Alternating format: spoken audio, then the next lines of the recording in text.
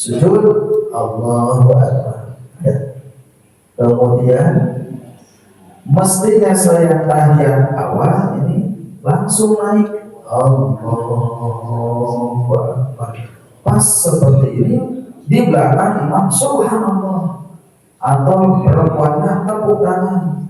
Posisi saya sudah begini Pak, maka tidak boleh dipaksa oleh makmum, saya harus duduk.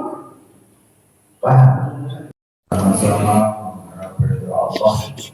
Puji syukur kita panjatkan kepada Allah di pagi hari ini, Rabu tanggal 3 ya, tanggal 2 tanggal 3 di bulan Juni tahun 2026 yang bertepatan tanggal 17 kalau nggak salah di bulan Dzulhijjah 1447 Hijriah.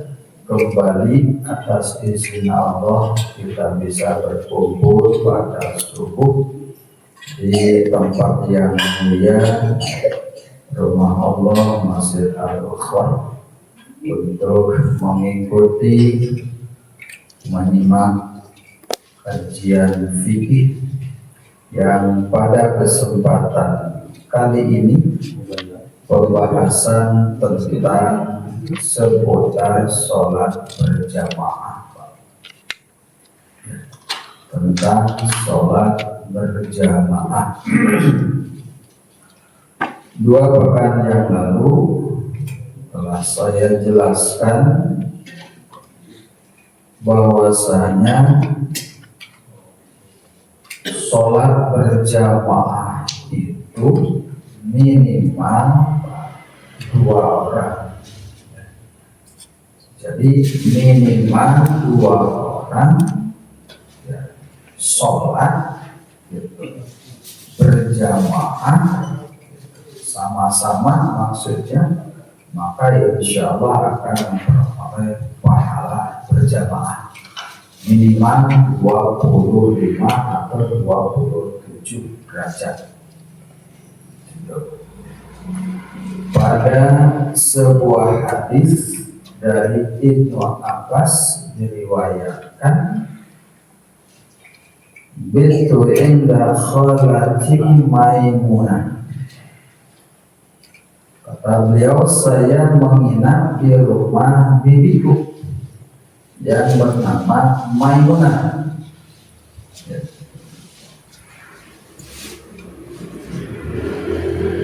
Lalu faqama an-nabiy sallallahu alaihi wasallam, Rasulullah ada berdiri Pak, tentunya yusolli minal lail, untuk melaksanakan sholat di malam hari. Sholat apa? Sholat tahajud Pak, insyaallah ya. Pokoknya sholat di malam hari lah. Kalau bukan wajib, bukan maghrib, bukan isya, ya, yang dilakukan yang senantiasa oleh Rasul di malam hari adalah qiyamul lail, itu sholat tahajud. Fakultu, maka aku pun ada kata beliau, usalli ma'ahu, lalu sholat bersama.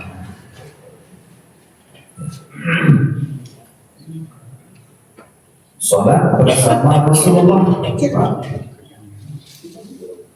Fakumtu aniyasari, tapi ngadegnya itu berdirinya di bagian atau di sebelah kiri Rasulullah. Ini sholat makmum kepada Rasulullah. Rasulullah sholat sendiri, sholat malam Pak. Kemudian beliau ngadeg sholat, jadi makmum posisinya di sebelah kiri Rasulullah Sallallahu Alaihi Wasallam. Fakhota birasi, kemudian Rasulullah mengambil kepalanya, ya, fa'aqamani an yaminihi, lalu meletakkan aku di sebelah kanan Rasulullah SAW. Ini menjadi pelajaran ketika ada dua orang sholat berjamaah, makmum yang seorang tadi posisinya di sebelah kanan Rasulullah Sallallahu Alaihi Wasallam, bukan di sebelah kiri Rasulullah.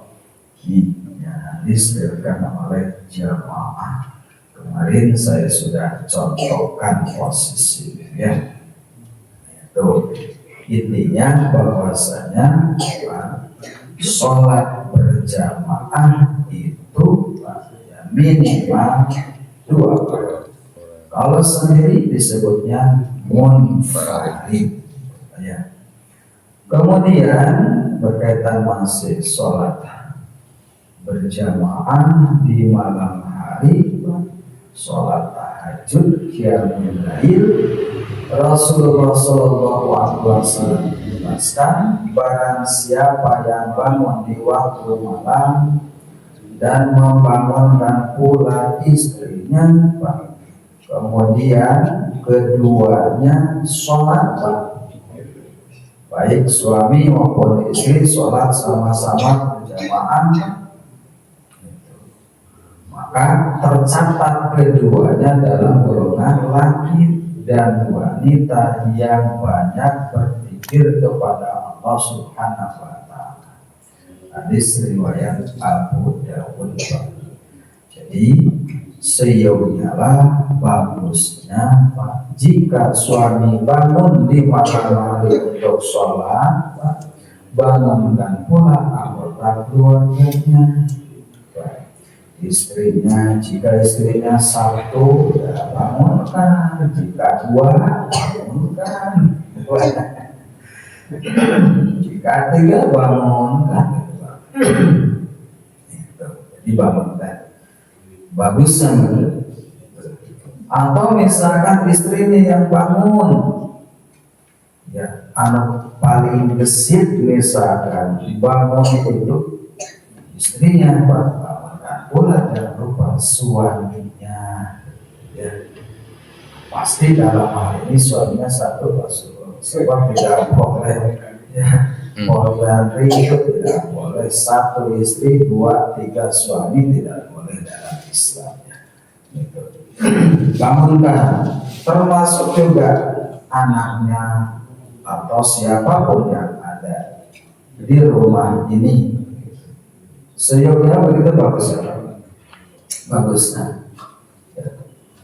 Itu. Jadi sama-sama dalam kebaikan, sama-sama dalam kebaikan, berjamaah dalam amal sholat. Itu. Kemudian hadis yang ketiga, saya ulang ya kemarin, ya. Hadis yang saking pentingnya sholat berjamaah, gitu, Pak. Sampai-sampai Rasulullah menganjurkan orang yang sudah sholat berjamaah jika ingin memberikan sedekah, ya, kepada orang yang baru datang mau sholat tapi sendiri, bisa menemani, ya, sholat berjamaah. Hadisnya, anna rajulan dakhala masjidah wa qad shalla Rasulullah sallallahu alaihi wasallam bi ashabi, faqala Rasulullah sallallahu alaihi wasallam, may yatasaddaqu ala fa yusalli ma'ah, faqama rajulun minal qawmi fa shalla. Kata Rasul, ya, bahwa ada seorang masuk masjid. Maksud saya, ya, dari Abu Sa'id bahwasanya ada seseorang masuk ke dalam masjid, wa sholat Rasulullah SAW, sedangkan Rasulullah SAW telah selesai, Pak, sholatnya. Itu. Terus beres Rasulullah maka depan bersama para sahabat, terus bubar. Itu. Kemudian faqala Rasulullah sallallahu alaihi wasallam. Lalu Rasulullah sallallahu alaihi wasallam bersabda, ya, siapakah kiranya yang suka bersedekah, mayatasaddaqu ala terhadap perang-perang yang baru datang ini. Itu. Yang bisa sholat bersama-sama namanya sedekah, kamu jami, namanya datang ke masjid, kamu sholat, kita sholat pada sedekah sareng anjiran, kamu anjiran. Faqala rajulun lantas ngadeglah berdirilah seseorang. Dijelaskan bahwa seseorang yang dimaksud adalah Abu Bakar Siddiq, gitu ya. Jadi ya, diketahui bahwa yang ngadeg berdiri untuk sholat mana-mana seseorang yang datang ke masjid untuk sholat ini adalah Abu Bakar Siddiq, ya. Minal qaumi, dari kaum, yaitu dari sahabat Nabi. Fasallallahu, kemudian sholatlah dia Abu Bakar bersamanya. Jadi jamaah sekalian rahimahullah, saking pentingnya sholat berjamaah, maka usahakan sholat jangan sendiri, saking besarnya pahala itu Pak.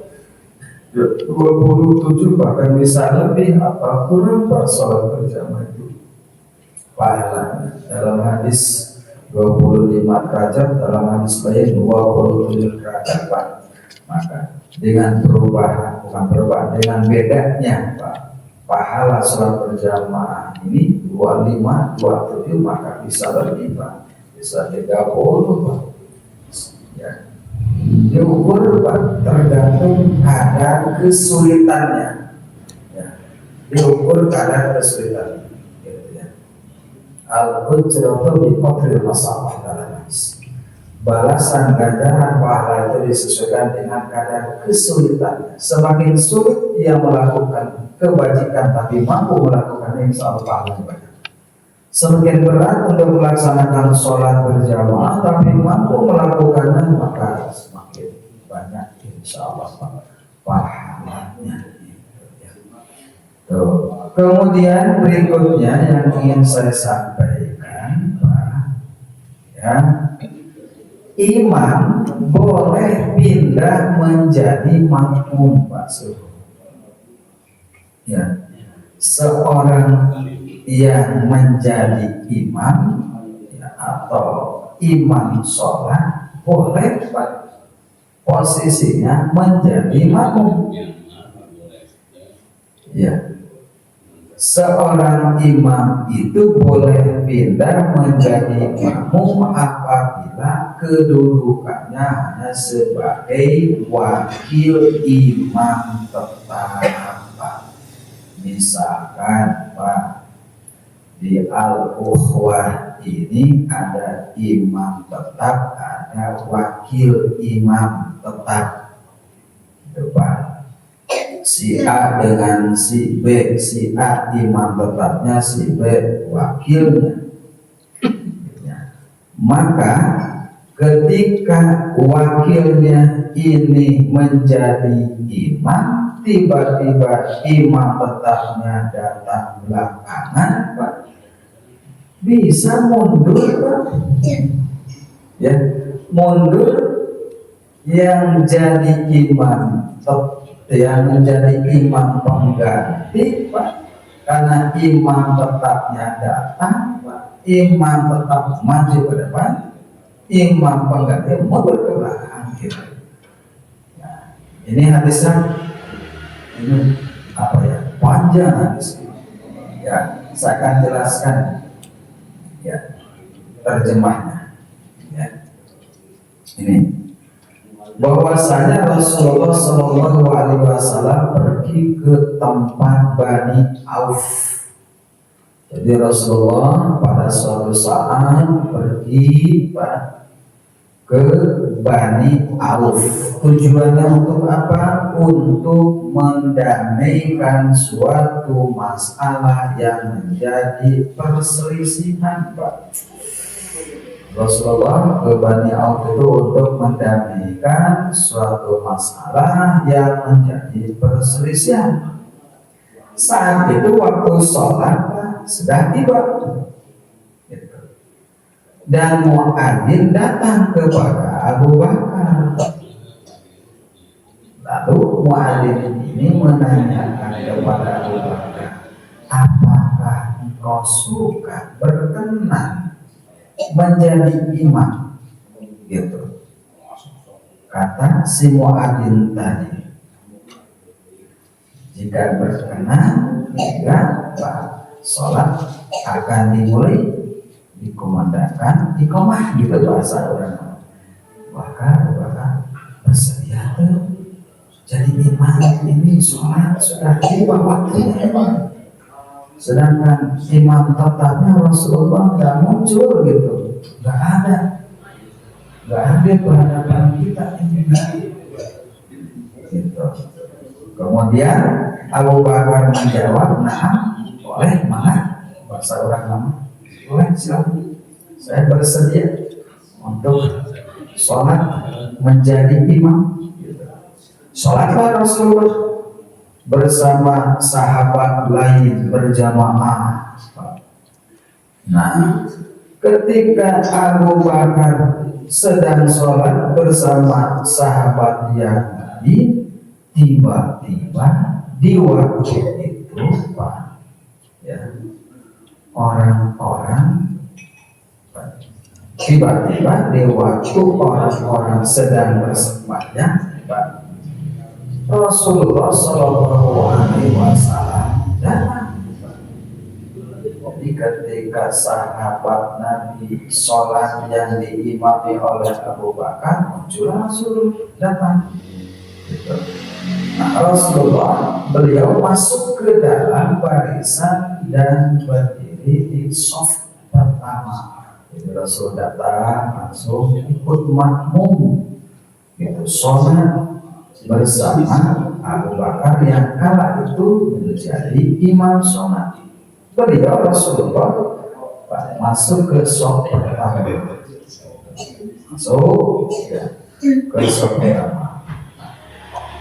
Orang-orang gitu menepuk tangan gitu. Jadi jawabannya itu Pak. Maksudnya apa? Memberikan kode kepada siapa? Kepada Abu Bakar. Kalau Rasulullah ini hadir ada di belakang gitu maksudnya. Gitu, tepuk tangan. Orang-orang makmum di belakang ya. Jadi orang-orang nepuk tangan atau tepuk tangan gitu, sebagai kode kepada Abu Bakar. Tetapi Abu Bakar tidak menoleh sama sekali ke belakang. Abu Bakar tidak respon lah, tidak respon Abu Bakar. Jadi maksud sahabat tadi ya, maksud sahabat yang tepuk tangan gitu, ialah hendak memberitahu bahwa di belakang ada Rasulullah SAW kepada kepada Abu Bakar Siddiq. Nah, dan makin ramailah Pak tepuk tangan mereka, begitu tumpah itu tepuk kebanyakan itu Pak. Misalkan dibalik tangan awak ada seorang tepuk tangan sebagai kode tanda kepada Abu Bakar bahwa di bawah di belakangnya ada Rasulullah. Kemudian orang lain pun ikut sama-sama, dan biasakan itu umum lazim Pak. Misalkan Bapak ya ingatkan imam yang hilang, yang keliru dengan ucapan subhanallah tidak digubris, jangan pernah ikut subhanallah. Enggak ini, jangan gubris. Yang lain kok subhanallah. Biasa gitu ya. Ini kronologisnya ya, orang-orang tepuk tangan Pak. Ini tepuk tangan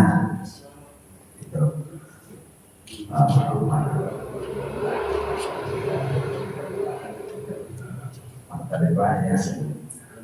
Hingga akhirnya Abu Bakar Pak, hingga akhirnya Pak menolehlah Pak, gitu. Abu Bakar Siddiq ke belakang, ternyata ada Rasul, itu Pak, gitu. Nah, gitu. Tetapi Rasulullah memberikan kode. Maksud kode di sini bahasa Arab soke-soke gitu. Cek Rasulullah jangan mundur soke-soke.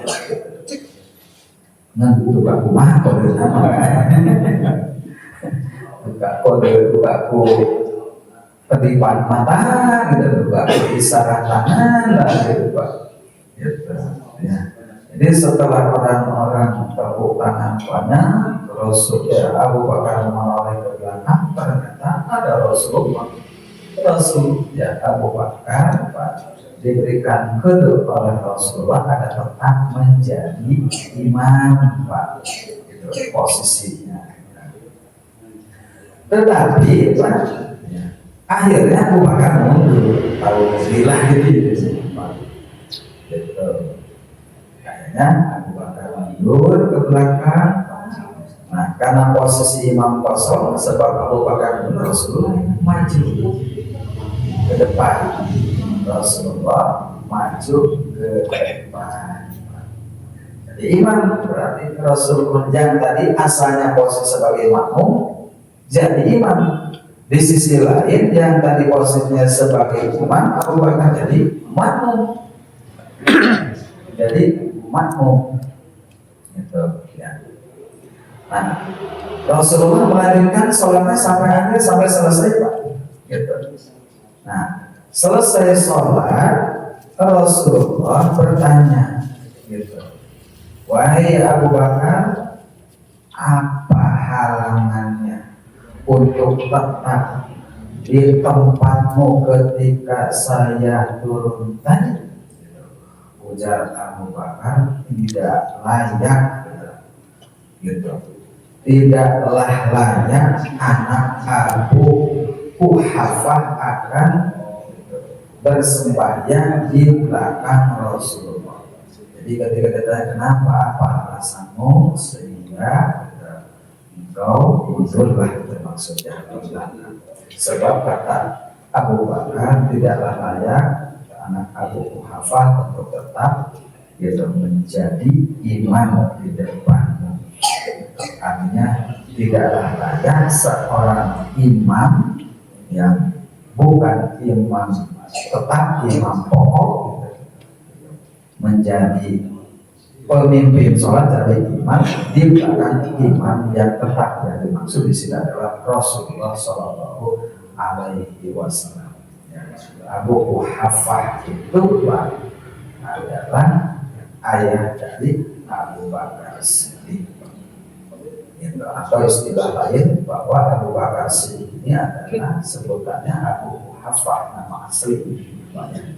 Abu Bakar ini adalah sebutan setelah Rasulullah melaksanakan Isra dan Mi'raj, maka orang yang pertama kali membenarkan cerita tersebut itu Abu Quhafah.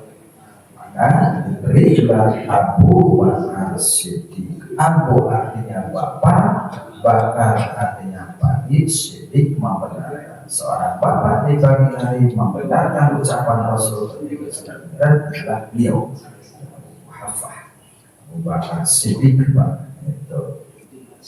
Kemudian Pak, ya. Lalu ya mana tadi ya, barang siapa yang merasa ada gangguan dalam hidupnya, hendaklah dia bertasbih, sebab bila bertasbih harus dioleh. Nah, ini maksudnya begini Pak. Nah, Rasulullah SAW setelah bertanya kepada Abu Bakar apa yang menyebabkan ente bahasa orang nama tidak ingin tetap sebagai imam, gitu.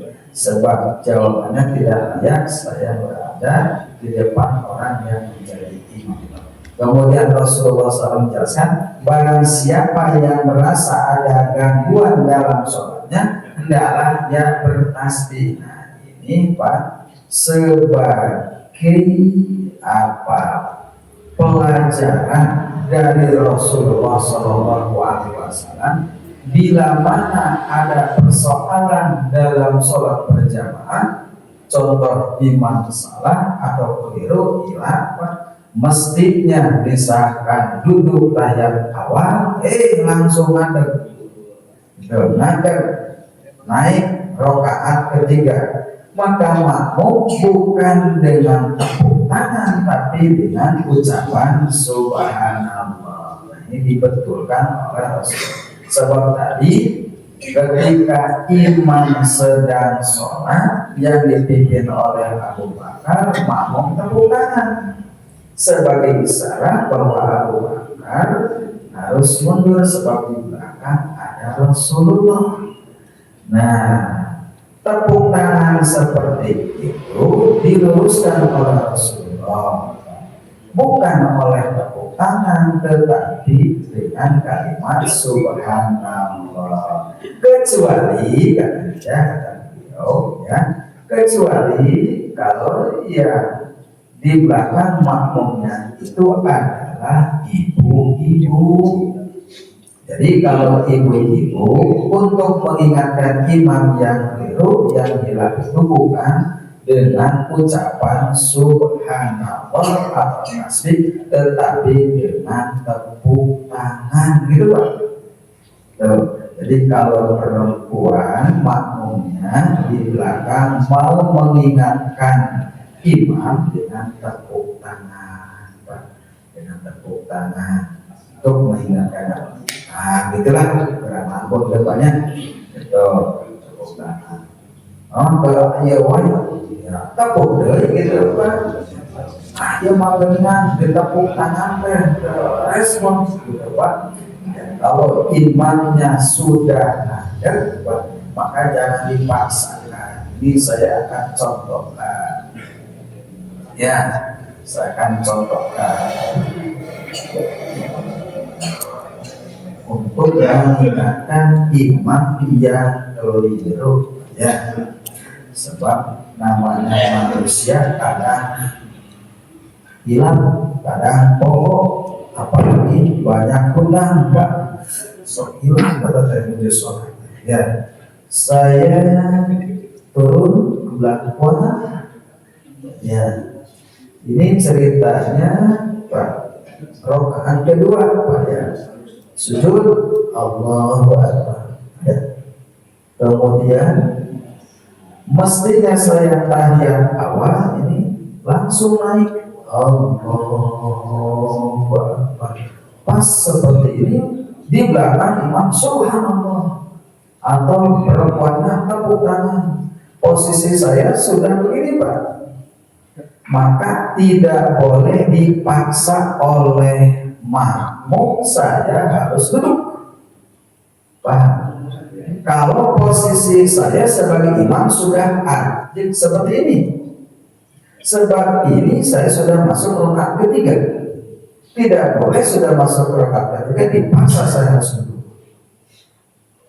Tetapi jika posisi saya baru seperti ini, Allah, subhanallah, saya langsung duduk, gitu Pak. Jadi ini harus sama-sama paham, sama-sama ngerti antara imam dan makmum. Jadi ketika imam Allah ada ke rakaat ketiga, pada mestinya tahiyat awal Allah segini langsung duduk. Setelah diimam Pak, dikasih kode dengan ucapan tasbih oleh makmum. Tetapi kalau sudah Allahu Akbar, ini subhanallah, saya tidak akan merespon Pak. Subhanallah, saya tidak akan merespon. Nah, nanti sebelum salam sujud sahwi. Sujud sahwi. Kumaha hilang Pak, mestinya sebelum salam assalamualaikum Pak. Sujud sahwi masih kena hilang. Saking banyaknya masalah, maka setelah salam sujud sahwi. Jadi sujud sahwi, sujud karena lupa yang terhadap sunnah apa, maka sujud sahwinya bisa sebelum salam, bisa sesudah salam, disesuaikan dengan keadaan. Namun sadar sebelum salam berarti sujud sahwi sebelum salam. Sadar apa? Saat salam berarti saat salam sujud sahwi. Asal masih ada di area itu. Tapi kalau sudah pulang nggak usah. Ya. Kalau sudah pulang itu saya saya balik lagi ke aku sujud. Nggak usah dipaksakan. Itu mah kesannya wajib. Ya, sebab sujud sahwi tidak masuk pada wajib. Ya, jadi seperti itu ya. Untuk sholat berjamaah diimami oleh imam yang hilang atau lupa, ya, atau lupa terhadap sunat Al-Quran ataupun lupa dalam kaitan seperti tadi kasus ini Pak, ya, kasus ini jadi boleh. Tapi kalau menimpa di kita di sini, ya saran saya ya nggak perlu. Contoh Pak Suhur menjadi imam besar di as-salam, ada biasa imam penggantinya. Nah, suatu saat Pak Suhur datangnya terlambat mau sholat berjamaah, imam pengganti sudah ya memimpin sholat. Nah, si imam pengganti itu menurut saya, saran saya nggak usah mundur gitu maksudnya, nggak usah mundur pas sholat, ya lanjutkan aja gitu ya, lanjutkan saja. Tapi bukan berarti tidak boleh mengampol, ini ada contohnya gitu maksudnya. Tapi untuk tataran kita di sini nggak usah dipaksakan. Tidak ada imam tetap, lalu imam cadangan pengganti maju ke depan, imam tetapnya datang hanya mundur mengikuti contoh ini. Nggak usah dipaksakan itu juga. Itu maksudnya ya, nggak usah dipaksakan. Pokoknya lanjutkan saja seperti itu. Tapi menggantikan ya posisi imam yang sebelumnya makmum boleh, atau sebaliknya menggantikan posisi makmum yang sebelumnya jadi imam boleh, itu Pak ya, boleh. Jadi begitu dijelaskan. Nah, pelajaran yang bisa diambil ya, dari hadis ini berkaitan dengan mengambil posisi imam menjadi makmum, ya. Nah ini yang pertama, berjamaah, ya, berjalan dari sop ke satu Pak, artinya berjalan dari sini ya ke depan, ya, itu dibolehkan, ya. Jadi yang tadinya sebagai makmum, kemudian yang tadinya sebagai imam mundur ke belakang, ya, yang belakang maju ke depan, itu dibolehkan, ya. Dalam fikih itu tidak boleh itu kalau ya over, berlebihan, ya. Jadi misalkan seorang makmum mau merubah posisi shauf ya dari belakang ke depan, itu ya berlebihan. Dalam fikih Syafi'i itu lebih dari 3 langkah ya. Nah itu kalau sholat ini Pak, rawatib itu boleh berjamaah. sholat rawatib Bisa berjamaah. sholat sunnah itu ada yang sunnah diberjamaahkan, ada yang tidak sunnah diberjamaahkan. Yang tidak sunnah diberjamaahkan adalah sholat rawatib, salah satu. Sholat qobliyah bahkan tidak disunnahkan untuk diberjamaahkan. Bisa dipahami? Jadi pertanyaan Bapak, bolehkah sholat rawatib diberjamaahkan? Jawab saya, boleh tapi tidak disunahkan. Boleh di sini tidak membatalkan sholat, tapi tidak dicontohkan oleh Rasul. Artinya tidak disunahkan. Kalau begitu nggak usah diberjamaah. Bisa Pak? Kita sudah berjamaah, kemudian kita sholat rawatib, tiba-tiba ada jamaah kita sholat berjamaah, itu bagaimana? Apa kita harus bergeser? Bapak sudah sholat wajib, kemudian sholat ba'da, kemudian tiba-tiba ada orang datang, ikut berjamaah pada kita. Bagaimana sikap Bapak? Lanjutkan aja Bapak sholat ba'danya. Saya pernah dengar kita harus bergeser. Ini pertengahan. Kalau menandakan bahwa kita sholat rawatib. Jadi seorang makmum, bermakmum kepada orang yang sedang sholat sunnah sementara dia sholat wajib tidak jadi bersolat. Boleh, ya boleh, bisa nggak ada. Nah, pokoknya di sana saya sholat duhur, padahal pada duhur mereka datang, dia sholatnya niat sholat duhur, kita mah sholat ba'da, gitu. Apakah harus jangan nggak usah. Kita bergeser. Ya nggak usah, lanjutkan aja kita masih dengan sesuai dengan niatnya masing-masing. Niatnya masing-masing. Ya nggak usah, ini nggak usah. Nggak usah ada gerakan geser atau gimana gitu ya, nggak usah. Jangan semua, nggak usah. Lanjut aja Bapak, pokok sholat ba'da, mereka pokok seniatnya yang sholat masing-masing seperti itu Pak. Jadi boleh. Yang tidak boleh itu disengaja, ini kan tidak disengaja. Seorang makmum menyangkanya adalah sholat wajib, tahunya dengan sholat sunnah. Silakan aja, lanjutkan aja seperti itu. Ya.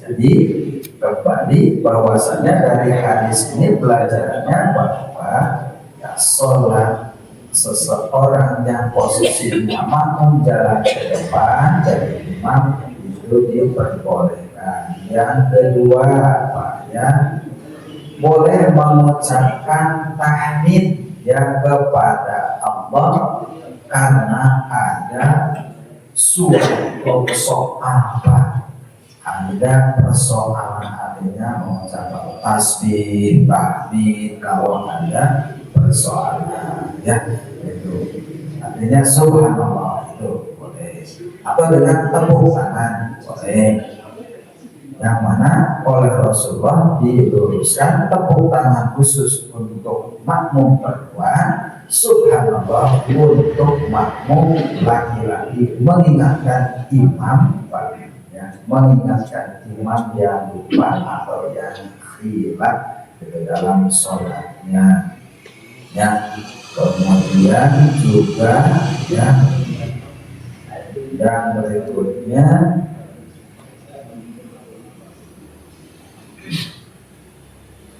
yang berikutnya bahwasanya boleh Pak memberi isyarat kepada orang yang sedang bersembahyang, boleh dengan isyarat. Ya, biasanya kalau ada yang lewat di depan kita dengan isyarat tangan, boleh kita tidak depan tangan. Kita sedang sholat, ada orang lewat itu pas payungan hidung misalkan gitu ya. Nah itu pada yang ngaripah bahasa Sundanya di halangan bahwa kita sedang sholat. Tapi kalau lewatnya di situ mah nggak usah di halangan, ya. Sebab bukan area sholat gitu. Yang dimaksud dengan wilayah ya sholat itu adalah seukuran kita sujud, seukuran kita sholat di sini. Berarti sasar ini Pak, sesat ini wilayah. So tidak boleh ada orang yang di sini. Tapi kalau misalkan Pak imam karena batas keluar itu mah nggak apa-apa, tidak jadi masalah. Ya. Yang tidak boleh dilakukan adalah orang yang tidak ada kepentingan dalam hal ini, mereka tiba-tiba lewat, bukan imam Pak. Kalau imam batang kemudian mundur ke belakang Pak, ya itu tidak. Artinya ngadu pak jalmi ngalakan di sholat tidak bisa. Sebab hijabnya imam itu adalah makmum, maka hijab itu boleh pak disinglar oleh imam, gitu ya. Jadi ngelewatan menuju sholat oleh imam tidak ada sholat, tidak ada. Yang tidak boleh itu adalah makmum ataupun siapa saja yang lewat di depan orang yang sholat, di depan yang dimaksud adalah di depan hidungnya orang yang sedang sholat, bukan di depan jauh, gitu ya. Jadi itu saja mungkin jamaah sekalian rahimahullah berkaitan dengan ya, sholat berjamaah atau seputar sholat pak. Di sini yang kita bahas tentang ya, beralih atau pindah seorang imam menjadi makmum dan makmum menjadi imam, gitu, dibolehkan ya. Perjalanan Islam pernah terjadi di zaman Rasulullah SAW dengan catatan hal itu berkaitan dengan imam pengganti dan imam tetap ya, imam pokok ya, imam pokok dan imam yang sebagai posisinya sebagai imam pengganti. Wallahu a'lam ya. La